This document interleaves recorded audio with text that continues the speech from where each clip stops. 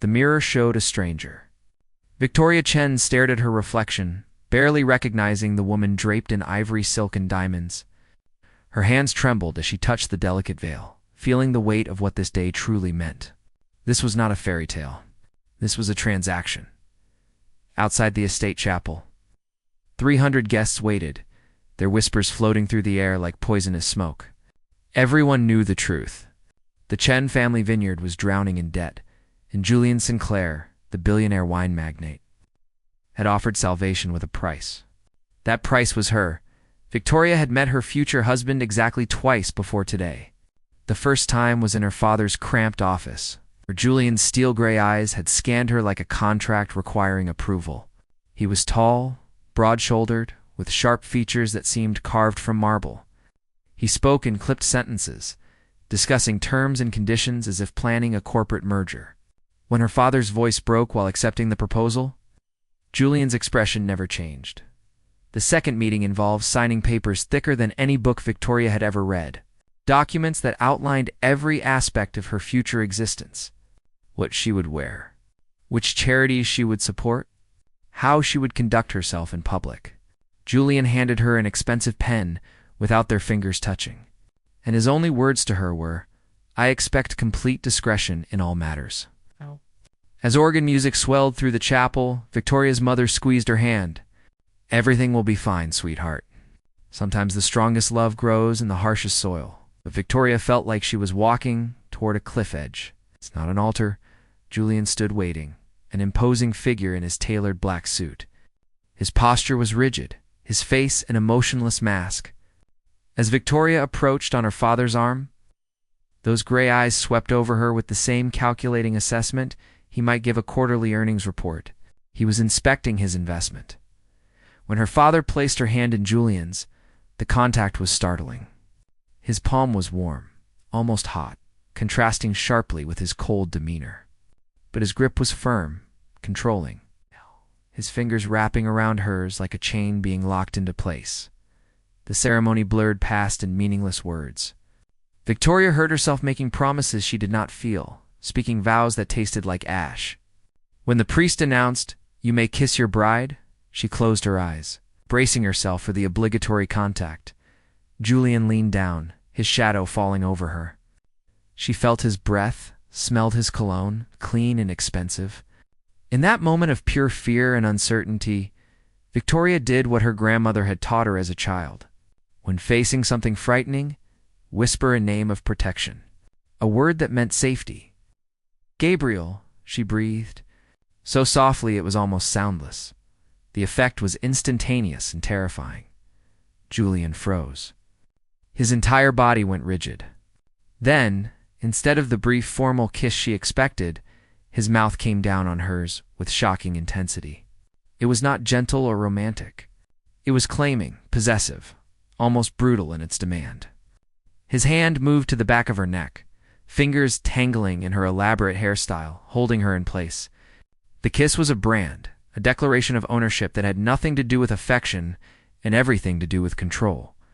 When he finally released her, Victoria stumbled slightly. His eyes, which moments before had been distant and cold, now burned with something dangerous. Rage mixed with something darker, something that made her heart race with genuine fear. The reception was torture. Julian never left her side. His hand remained at the small of her back, fingers pressing into her spine with possessive force. He smiled at guests, accepted congratulations, played the role of satisfied groom, but his eyes kept returning to her, studying her with an intensity that felt predatory. During their first dance, Victoria tried to speak.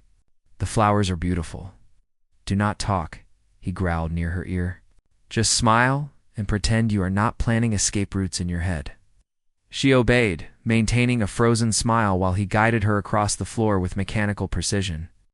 Dancing with him felt like being trapped in the arms of a statue that might suddenly come alive and crush her. Halfway through the evening, a striking woman with sharp cheekbones and calculating eyes approached. "So you are the new acquisition," she said with a smile that did not reach her eyes. "I am Sophie, Julian's cousin. You must feel overwhelmed, dear." "It is a lot to take in," Victoria admitted carefully. Sophie leaned closer, her voice dropping to a conspiratorial whisper. Let me give you advice, country girl. My cousin is a man with a terrible temper and particular obsessions. Never provoke him. Above all, never mention certain names. There are memories better left buried. Her eyes glittered. Has anyone told you about Gabriel yet? The name hit Victoria like ice water. How do you know that name? Everyone in this family knows that story. The great tragedy of the Sinclair Empire. Sophie's smile was cruel. Be careful, little bride. You have walked into a game where you do not know the rules. Before Victoria could ask more, Julian returned. The look he gave Sophie was enough to send her retreating with a mocking curtsy. What did she say to you? His grip on Victoria's waist tightened painfully. Oh, nothing. Nothing important. Just introducing herself. The drive to his estate happened in suffocating silence. Julian drove with fierce concentration, his knuckles white on the steering wheel. The mansion that would be her prison rose before them. It's all glass and steel and cold modern architecture. Inside, Julian dismissed the waiting staff with a gesture. He led her through endless corridors to the master wing. The bedroom was enormous, dominated by a massive bed and floor-to-ceiling windows overlooking the city. Everything was gray, black, white, lifeless. He closed the door. The lock clicked with finality. Remove the dress, he commanded, his voice empty of emotion. Victoria's heart hammered. Her shaking hands found the zipper, but she could not manage it. He stepped behind her, yanked it down in one harsh motion. The expensive gown pooled at her feet. He circled her slowly, his gaze traveling over her body with clinical intensity. Why? He asked, his voice dangerously soft. Did you say that name? I do not understand what you mean. Do not lie to me. The explosion of his voice made her jump. He grabbed her chin, forcing her to meet his blazing eyes. You whispered Gabriel at the altar. Who told you to say it? Was it your father? Some scheme to manipulate me? No, I swear. Tears spilled down her cheeks. It was just something my grandmother taught me. A word to say, when afraid, to feel braver. That is all. I did not know it meant anything to you. He searched her face, looking for deception. What he found seemed to enrage him more. Innocent, he hissed. You have no idea what power words carry. What pain they can resurrect. He released her so suddenly, she staggered. My plan was simple. A cold marriage. Separate lives. You would have your wing of the house, your comfortable existence, and I would have mine. A business arrangement. Nothing more. His voice turned venomous. But you decided to invoke ghosts? Now, everything changes. He backed her against the cold glass window. You will not have your freedom. You will stay close, very close. I want to know your every thought, every dream. I want you to remember every single moment who you belong to. His mouth descended on hers again, this kiss slower but no less dominating. Victoria felt her traitorous body respond, heat flooding through her despite her fear. She hated herself for it. When he pulled away, his laugh was cold. There is fire in you, after all. Good. This will be more interesting than I anticipated. He walked to a side door she had not noticed. This is your room, your cage. You will not leave without my permission. No visitors. No phone calls.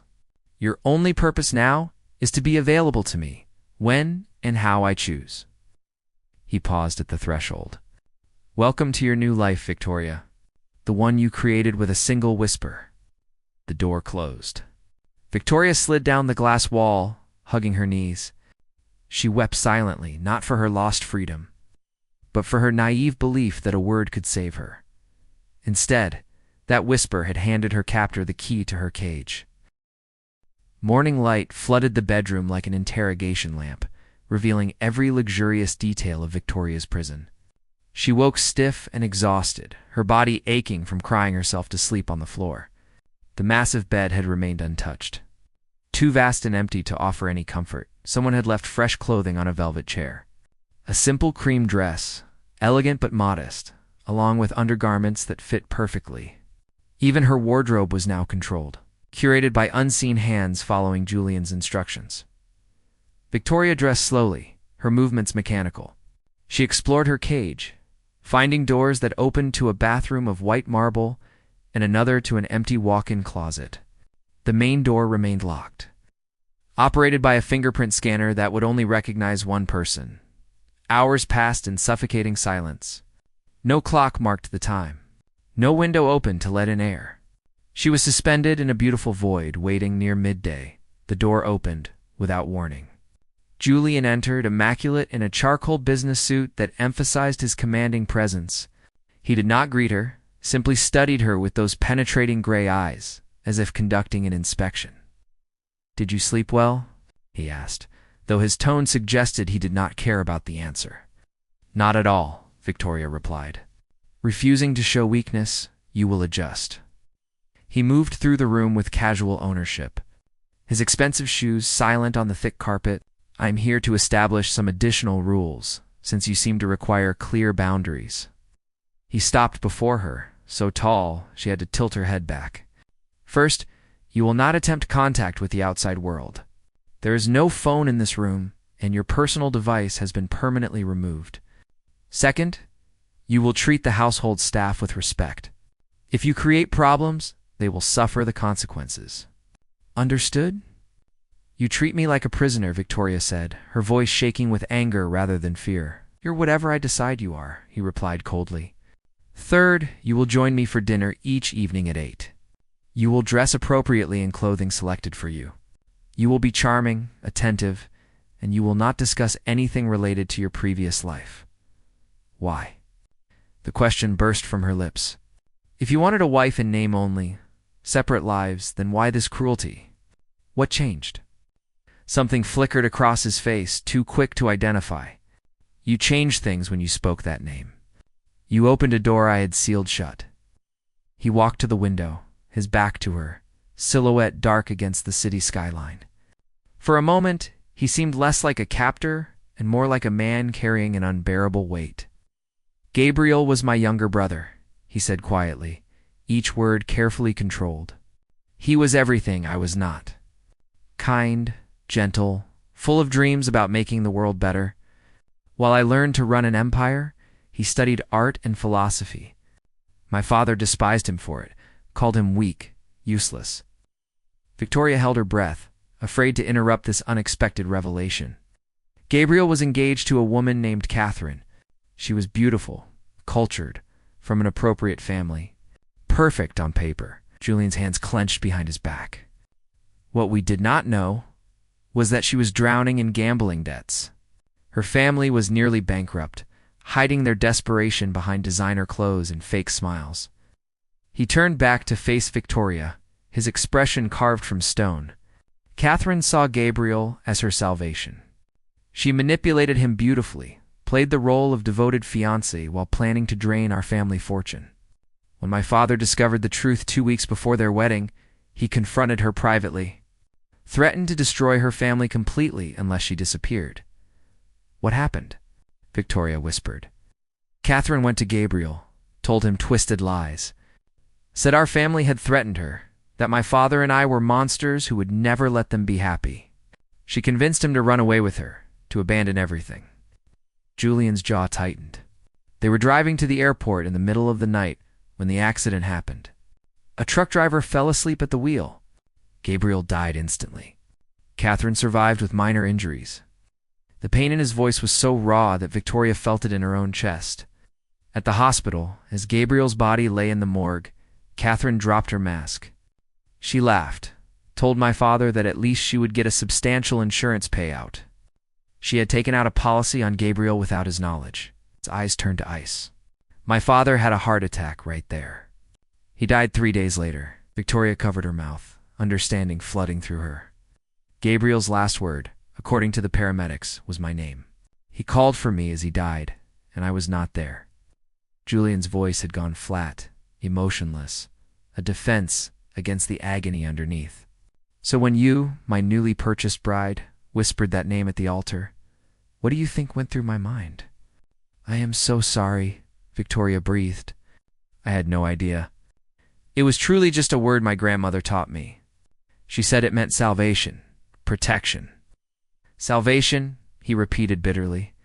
That name represents my greatest failure. The brother I could not save. The father I could not protect. Everything I lost because I was too focused on business, too consumed with building wealth and power to notice my family falling apart. He moved closer, his presence overwhelming. You want to know why I keep you prisoner? Because when you said that name, something inside me shattered. All the control I had built, all the walls I had erected, crumbled. I looked at you, this innocent woman I had purchased like another asset, and suddenly you became something else, something dangerous. I am not dangerous, Victoria protested. I am trapped here, powerless. You are dangerous precisely because of your innocence. His hand rose, fingers gently tracing her cheek in a gesture that contrasted sharply with his harsh words.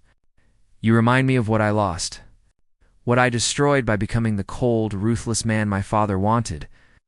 When I kiss you, when I touch you, I feel something I thought died with Gabriel. Something human. Victoria's breath caught. This was not the speech of a heartless tyrant. This was a man in tremendous pain, lashing out at the world that had wounded him. You could let me go, she suggested softly. Release us both from this arrangement. No, the word was absolute. You signed a contract. Your family took my money. But more than that, I cannot let you go now. You have become my test. If I can feel something for you, even if it is just obsession or possession, then perhaps I am not completely dead inside. Perhaps Gabriel's sacrifice was not entirely in vain. That is not love, Victoria said, finding courage she did not know she possessed. That is using me to punish yourself. His eyes flashed dangerously. I never promised you love. I promised you comfort, security, a life of luxury. You will have those things. What I do with you emotionally is my concern, and what I feel does not matter. What you feel is a complication I did not anticipate. Step back, rebuilding his walls before her eyes. Dinner is at 8. Clothing will be provided. Do not disappoint me. He left, and Victoria sank onto the bed, mind reeling. Julian Sinclair was not simply a cold billionaire. He was a man destroyed by grief, guilt, and loss, who had turned his heart to stone to survive. And somehow, her innocent whisper had cracked that stone, releasing something neither of them could control. The afternoon stretched endlessly. At 7:30, a maid entered with a garment bag. Inside was an elegant black dress, sophisticated and expensive. Victoria dressed mechanically, her mind occupied with the revelation about Gabriel. At precisely 8, the door unlocked. Julian waited in the hallway, once again the perfect gentleman in appearance. Though his eyes held shadows, Victoria had not noticed before. He led her to a private dining room where a table was set for two with crystal and candles. The meal was exquisite, prepared by what must be a master chef. But Victoria barely tasted anything. You're quiet, Julian observed, sipping wine. I am thinking about what you told me, she admitted. About your brother? That subject is closed, is it? Because it seems to control everything you do.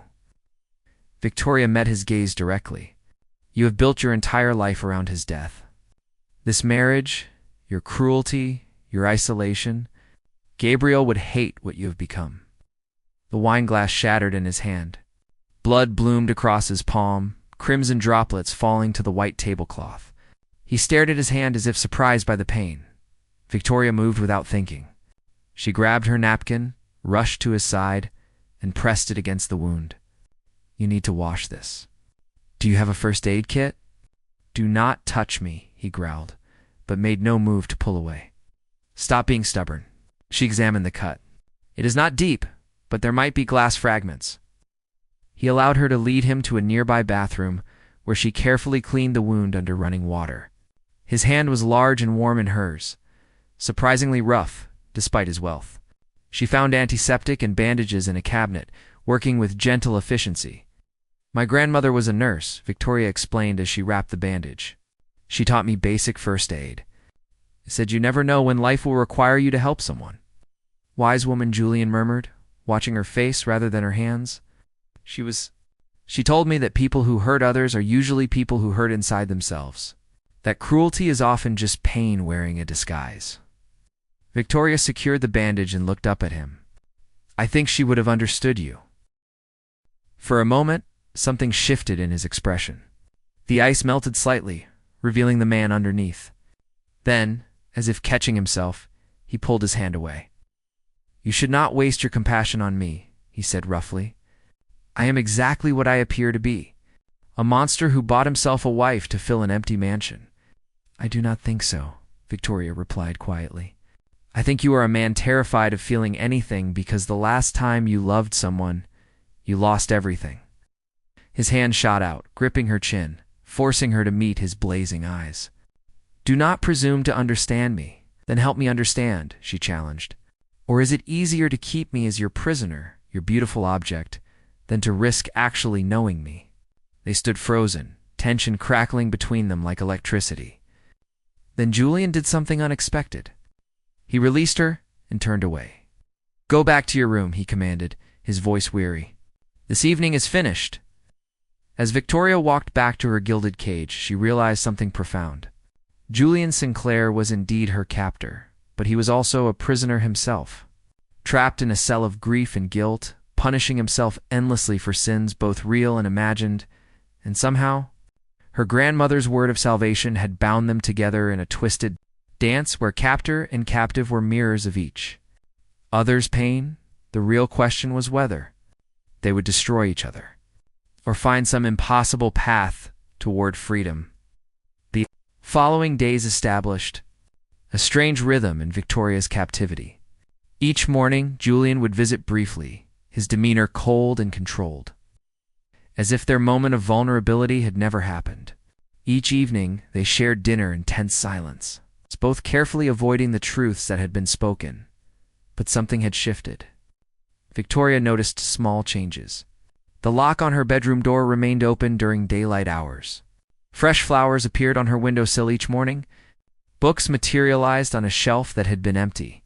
Classic novels and poetry collections that suggested someone had actually considered her preferences. She began exploring the mansion during the day. Always aware of the invisible boundaries Julian had set, the staff acknowledged her with polite nods, but never conversation, clearly instructed to maintain distance. The house itself was a monument to wealth without warmth. Each room perfectly decorated yet devoid of personality. On the 5th day of her marriage, Victoria discovered a room that had been locked before. The door stood slightly ajar, and curiosity drew her inside. It was an office, but unlike the cold modernity of the rest of the house, this space felt lived in. Papers covered a massive desk. Photographs lined one wall. Her breath caught as she approached the photographs. They showed Julian at various ages, but always with another boy. The resemblance was striking, though, where Julian's features were hard and angular. This boy's face held softness. Kindness, Gabriel. The photographs captured moments of genuine happiness. 2 brothers at the beach, building sandcastles. 2 teenagers, one in a business suit looking uncomfortable, the other in paint-splattered clothes, laughing. The final photograph showed them as young men. Julian's arm around Gabriel's shoulders, both smiling at something beyond the camera frame. You should not be in here. Victoria spun to find Julian in the doorway. His face was unreadable, but his body language radiated tension. I am sorry. The door was open, and I just wanted to see more of the house. She gestured to the photographs. He looked like a wonderful person. Julian entered slowly, as if the room held ghosts that might attack him. He was everything good that might have been in me, died with him. That is not true, Victoria said firmly. You are still here. You still have the capacity to choose who you want to be. You speak as if choice matters. He moved to the desk, fingers trailing over papers that appeared to be old letters. I made my choices. I chose ambition over family. I chose building an empire over protecting the people I loved. Those choices have consequences. Victoria stepped closer, her heart aching for this broken man who hid behind walls of ice. Julian, what happened to Gabriel was not your fault. You cannot hold yourself responsible for every tragedy. Can I not? His laugh was bitter. I knew Catherine was wrong for him. My instincts told me she was manipulative, calculating. But Gabriel was happy, and I was too busy with acquisitions and board meetings to investigate properly. If I had acted sooner, if I had protected him better, he would still be alive. Or perhaps the accident would have happened anyway, Victoria countered gently. You cannot control everything, no matter how powerful you are. Sometimes terrible things happen, and all we can do is survive them and try to honor the memory of those we lost. Julian turned to face her fully, his gray eyes searching hers with desperate intensity. How can I honor him? By becoming the opposite of everything he valued? By turning into the ruthless monster my father wanted? By living? Victoria said simply. By allowing yourself to feel again? By not letting grief destroy the rest of your life? She took a deep breath, gathering courage. By giving this marriage a real chance, instead of using it as another form of self-punishment, he closed the distance between them in 2 strides, his hands gripping her shoulders.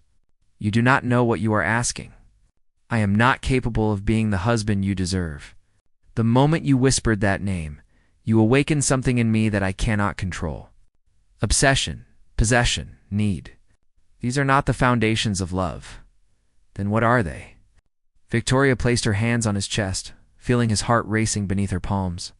Because from where I stand, they look like the first stirrings of someone learning to feel again. Messy, imperfect, even frightening, but real. I have hurt you, he said, his voice raw. Imprisoned you, controlled you, treated you like property. Yes, you have, she agreed, refusing to let him look away. And I have every right to hate you for it. But I also see a man in tremendous pain, desperately afraid of losing someone else he might care about. So afraid that he tries to control everything, keep everyone at a distance where they cannot truly hurt him. His hands trembled on her shoulders. What if I cannot change? What if this is all I am now? Then you decide that, Victoria replied. But at least decide it honestly, not out of fear. Gabriel died pursuing love, pursuing happiness. Would he want you to spend the rest of your life afraid to do the same? Something broke in Julian's expression. The walls crumbled, and for the first time since their wedding, Victoria saw him without armor. Pain etched deep lines around his eyes. Grief bowed his powerful shoulders. But beneath it all, she saw longing, desperate and terrifying. I do not know how to do this, he whispered. I have spent years building walls, and you are asking me to tear them down. Not all at once, Victoria said softly.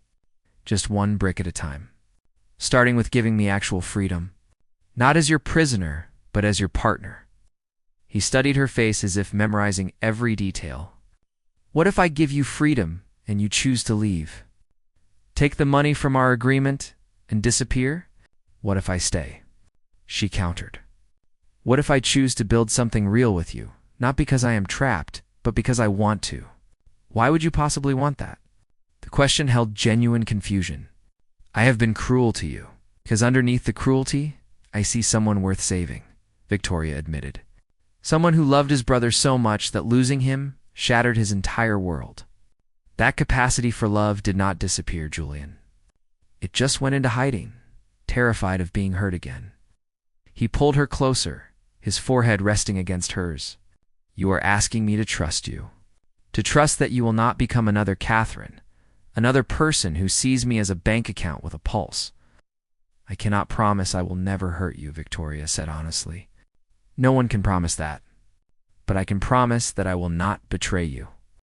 That if you give this marriage a real chance, I will meet you halfway. Not as your possession, but as your equal. For a long moment, they stood there, breathing the same air, balanced on the edge of something that could either save them both or destroy what little remained of their fragile connection. Then Julian did something Victoria had never expected. He stepped back and pulled out his phone, pressing his thumb to the screen before handing it to her. What is this? She asked, looking at the unlocked device. Freedom, he said simply. Call your parents. Call anyone you want. The door to your room will remain unlocked permanently. You can leave the mansion whenever you choose, though I would ask that you inform the security staff so they know you are safe. Victoria stared at the phone, then at him. Why now? What changed? You did, he admitted. You stood in this room, surrounded by memories of my dead brother. And instead of using them as weapons against me, you offered understanding. You saw my worst and did not run. He took a shaky breath. I am still terrified, still convinced this will end badly. But you are right about one thing. Gabriel would hate what I have become. And if there is any chance, any possibility that I can honor his memory by actually living instead of just surviving, then I have to try. Tears filled Victoria's eyes. This does not fix everything. You know that, right? We still have so much to work through. I know, Julian agreed. I am not suddenly transformed into some romantic hero. I am still controlling, still damaged, still carrying more baggage than any relationship should bear. But I am willing to try, to actually work on becoming someone worthy of the faith you seem to have in me. Victoria set the phone down and took his bandaged hand carefully. Then we start there. With honesty, with small steps, with actually getting to know each other as people, not as captor and prisoner or billionaire and bargaining chip. I do not know how to do romance, he warned. My idea of courting involves board meetings and contract negotiations. A surprised laugh escaped Victoria. Then I suppose I will have to teach you. Fair warning, my idea of romance involves walks in vineyards and simple conversations under stars. Not fancy restaurants and expensive jewelry. That sounds terrifying, Julian said, but the corner of his mouth twitched in something that might have been the ghost of a smile. Good, Victoria replied. You should be terrified. Real relationships are much scarier than business arrangements. They require actual vulnerability. He pulled her close again, this time with less desperation and more tenderness. I am sorry, Victoria, for the cage, for treating you as property, for projecting my grief and fear onto you. I accept your apology, she said, on the condition that we move forward differently. No more locked doors. No more isolation. We face this marriage together as partners. Partners, he repeated, as if testing the word. I can try to do that. They stood in Gabriel's office, surrounded by photographs of happiness long past, and made a different kind of vow. Not the empty promises spoken at their wedding, but genuine commitment to try, to risk, to let a whispered name that had once represented tragedy become instead a bridge between two wounded souls. The road ahead would not be easy. Julian's demons were real and deep-rooted. Victoria's hurt from her imprisonment would not disappear overnight. Trust would have to be earned through actions, not words. But for the first time since that fateful whisper at the altar, both of them felt something other than fear and despair. They felt hope. As evening fell over the mansion, they left Gabriel's office together, not as master and prisoner, but as two people who had decided that perhaps the coldest beginnings could, with effort and courage, transform into something warmer, something real. Julian took Victoria's hand, his grip gentle rather than controlling. Would you like to have dinner tonight somewhere other than that suffocating dining room? Perhaps the garden terrace? It is less formal. I would like that, Victoria smiled. And afterwards, maybe you could tell me more about Gabriel. Not the tragedy, but the person he was. The happy memories. The pain flickered across Julian's face, but he nodded. That might be good. I have spent so long focusing on how he died, I almost forgot how he lived. They walked through the mansion together. And though shadows still lingered in corners and wounds remained unhealed, the coldness that had defined their marriage began, slowly, to thaw. Sometimes salvation does not come from being rescued. Sometimes it comes from two broken people choosing to save each other, one small, terrifying step at a time. The end.